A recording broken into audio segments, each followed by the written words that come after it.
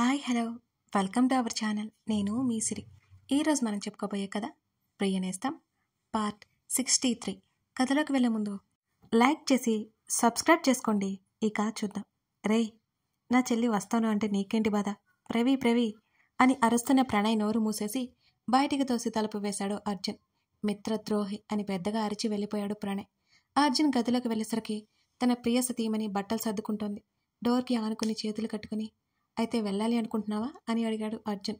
ప్రవర్తిగా మాట్లాడలేదు. ఆమె మరింత నిదానంగా బట్టలు మడత పెడుతోంది. నీ అన్నయ్య నీకోసం బయట వెయిట్ చేస్తున్నాడు అంటూ ఆమె దగ్గరికి వచ్చాడు అర్జున్.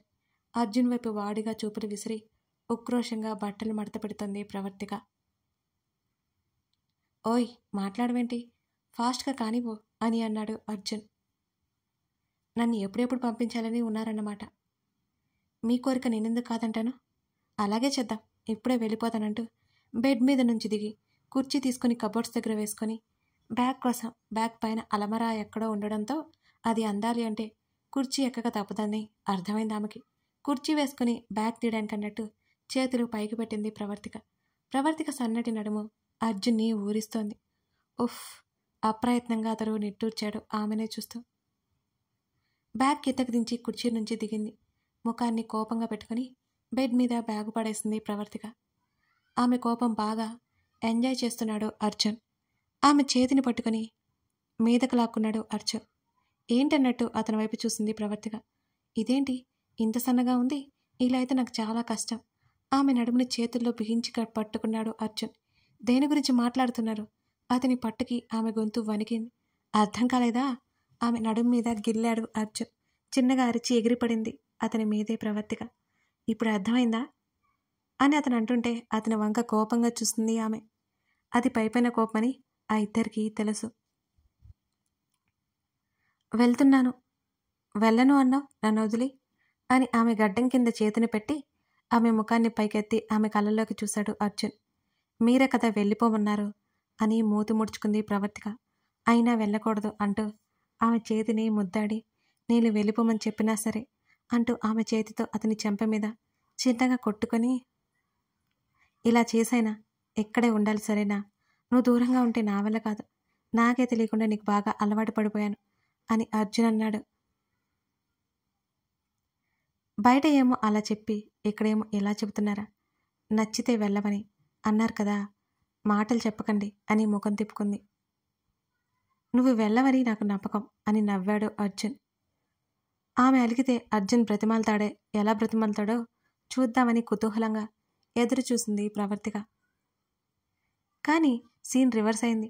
కనీసం బ్రతిమాలకుండా మాటలతోనే మాయ చేస్తున్నాడు అర్జున్. ఇటు చూడు అంటూ ఆమె మొహాన్ని తన వైపుకు తిప్పుకున్నాడు అర్జున్. అతడి కళ్ళల్లోకి చూసింది ప్రవర్తిక. ఆమె ముక్కు చివరన ముద్దు ఇచ్చి ఆ తర్వాత ఆమె చుబుకం పట్టుకుని ముఖాన్ని అతని వైపుకు లాక్కుని పట్టి ఆమె పెదవులని అందుకోవడానికి తలని ముందుకు పెట్టాడు అతను. చటుక్కున చేతిని అడ్డుపెట్టింది ప్రవర్తిక అతనికి. ముఖం ముడిచాడు అర్జున్. పట్టించుకోకుండా లేస్తుంటే ఆమె నడుముని గట్టిగా పట్టేశాడతను లేవకుండానే. నాకు పనుంది, వదలండి, మా అన్నయ్య బయట ఎదురు చూస్తూ ఉంటారు నా కోసం అని ఎటో చూస్తూ అంది ప్రవర్తిక. ఇంకా ఎక్కడున్నాడు నీ అన్నగాడు? వాణ్ణెప్పుడూ బయటకు గెంటేశానుగా అని భుజాలు కదిలిస్తూ అన్నాడు అర్జున్. ఆశ్చర్యంగా అతని వంక చూసింది ప్రవర్తిక. ఎందుకని అతని మీద నుంచి లేవడానికి చూస్తుంటే అతను లేవనివ్వలేదు. నిన్ను తీసుకెళ్ళిపోవాలి అంటున్నాడు. వాడి గోల భరించలేక అందుకే వాణ్ణి పంపేశాను అని అమాయకంగా ముఖం పెట్టాడు అర్జున్. అయోమయం, కోపం, ఉక్రోషం. అదే సమయంలో తను లేకుండా అతను ఉండలేడనే విషయం అర్థమై ప్రేమ అన్నీ పొంగుకొచ్చాయి ప్రవర్తికలో. ఆమె ముఖంలో మారుతున్న ఎమోషన్స్ని అతను గమనించి ఆమె ఏదో ఆలోచిస్తున్నట్టు అనిపించడంతో అదే అదనుగా భావించి ఆమె తామర రెక్కల్లాంటి పెదవులని చటుక్కున అందుకున్నాడు అతను. ఉలిక్కిపాటుగా అతన్ని చూసింది. అతని కళ్ళు ఆమెనే చూస్తున్నాయి. అతడి చూపులు తాళలేక కళ్ళు మూసింది. ఆమె చెంపలు పట్టుకుని చూడనట్టు తట్టాడు. అతని మెడవంపులో చేతులు పెట్టి కళ్ళు మూసుకుంది ప్రవర్తిక. కొన్ని నిమిషాల పాటు మధురంగా సాగిన ముద్దు ఇద్దరిని వేరవనివ్వలేదు. అతని మెడవంపులో ముఖం దాచుకుని కళ్ళు మూసుకుంది ప్రవర్తిక. అలవాటుగా అతని ఛాతీ మీద చెయ్యి వేసి ఆమె రాస్తోంది. ఆమె భుజం మీద ముద్దు ఇచ్చాడు అర్జున్. ఇంకోసారి మీరు లేకుండా నన్ను వెళ్ళమంటే నేను ఒప్పుకోను అని అలిగినట్టు మాట్లాడింది ఆమె. చెప్పాక నేను వెళ్ళను అంటే వెళ్ళు అంటే ఒకటి పీకి నా కాలర్ పట్టుకుని వెళ్ళను అని చెప్పాలి అని నవ్వాడు అర్జున్. నాకంత ధైర్యం లేదులేండి అని మూతి బిగించింది. ఆమె చేతిని అతని చెంప మీద పెట్టుకుని ఎన్నోసార్లు నీ మీద చిరాకు పడ్డాను కదా, ఒక్కసారైనా కొట్టాలి అనిపించలేదా అని ఆమెనే చూశాడు అర్జున్. తల ఎత్తి అతని కళ్ళలోకి చూస్తూ, మీరు ఎన్నిసార్లు చిరాకు పడినా నాకేమీ అనిపించలేదు, కానీ కానీ మీరు వెళ్ళిపోమన్నారుగా, అప్పుడు బాగా ఏడుపు వచ్చింది, కొట్టాలి అనేంత కోపం వచ్చింది అని చూపులు పక్కకు తిప్పింది ప్రవర్తిక. ఆమెను వదిలి ఒక్కరోజు ఉండలేకపోయే స్థితికి వచ్చాడు అతను ఇప్పుడు. అప్పుడు కూడా ఆమె అదే పరిస్థితి. ఆమె మనస్థితి అప్పుడు ఏ విధంగా ఉంటుందో ఊహించి అతని మనసు భారమైంది ఆ క్షణం. నిన్ను ఎన్నిసార్లు క్షమాపణలు అడిగినా నేను చేసిన పొరపాట్లు కాదు నేను చేసిన తప్పు చెరిగిపోదు. నా లైఫ్లో 2 పెద్ద తప్పులు చేశాను. ఒకటి నిన్ను నిందించి విసుక్కుని నీ ప్రేమను పొందలేకపోయాను అని గద్గద స్వరంతో అన్నాడు అర్జున్. ఆమె బలంగా ఆమె చుట్టూ చేతులు వేశాడు. ఉద్వేగం ఎక్కువై అతని గుండె వేగం పెరిగింది. మీరు ఎన్నిసార్లు ఇలా అంటారు, ఎన్నిసార్లు చెప్పాను మీకు ఇలా అనొద్దని, జరిగిపోయిన వాటిని గురించి మాట్లాడొద్దని అంటూ అతని హృదయం మీద చిరుముద్ది ఇచ్చింది ప్రవర్తిక. వాస్తవాలు కదా, మరిచిపోవడం కష్టం అన్నాడు అతను బాధ నిండిన గొంతుతో. మీరనే ఆ వాస్తవాలు గుర్తుపెట్టుకుని అవసరం లేని విషయాలు. నేను ఎప్పుడో వాటిని మర్చిపోయాను. అయినా మీకు చెబుతూనే ఉన్నాను, మీరు ఇలా చేయడం వల్ల మీ జీవితంలోకి వచ్చానని. అయినా మీకు ఎందుకు అర్థం కావట్లేదు అది అని ఏడుస్తూ ఏడుపు మొహం పెట్టింది ప్రవర్తిక. అతను దిగులు పడితే ఆమె అసలు చూడలేదు, ఆమె భరించలేదు. ఇంకోసారి ఇలా మాట్లాడను బయటకు దిగడానికి ఆమె కళ్ళలో రెడీగా ఉన్న గంగని చూసి టక్కున చెప్పాడు అర్జున్. అతడి వైపు చిరుకోపంగా చూసి, మాట్లాడితే నేను ఏడుస్తా అని బెదిరిస్తూ అంటున్నా ఆమె ముద్దు ముద్దు మాటలకి నవ్వాడు మనసారా. అదేగా నీ ఆయుధం, ఒకప్పుడు నీ ఏడుపుతో విసిగించావు, ఇప్పుడేమో ఏడుపుతో భయపడుతున్నా అని అన్నాడు అర్జున్ కళ్ళు తేలేస్తూ.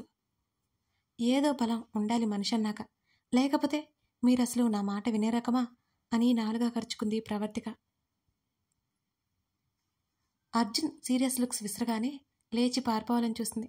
ఆమె ఆలోచన గమనించి ఆమె నడుము పట్టి ఆమెకు గిలిగింతలు పెట్టడం సాగాడు అర్జున్. నవ్వుతోంది అన్నీ మర్చిపోయి. ఆమె నవ్వుతుంటే అతని పెదవులో ఆటోమేటిక్గా విచ్చుకున్నాయి. ఏమండి ప్లీజ్ ప్లీజ్ నా వల్ల కాదు అని నవ్వుతూనే అంటోంది ప్రవర్తిక. అతని చేతులు క్షణమైనా ఆగకుండా ఆమె శరీరాన్ని తడుముతుంటే వదలను అన్నట్టు అతని పని అతనిదే.